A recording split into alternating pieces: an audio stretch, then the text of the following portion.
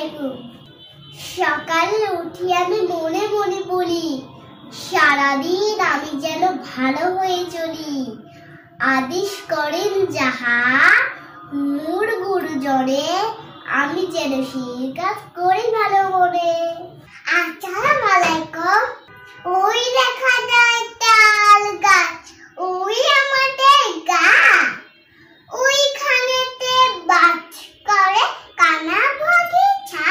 ও বগিচা খাচকে পান্তা মাছ টাচকে, পান্তা আমি খাই না, পুঁটি মাছ পাই না, একটা যদি পাই ঘরে খাবো খাই।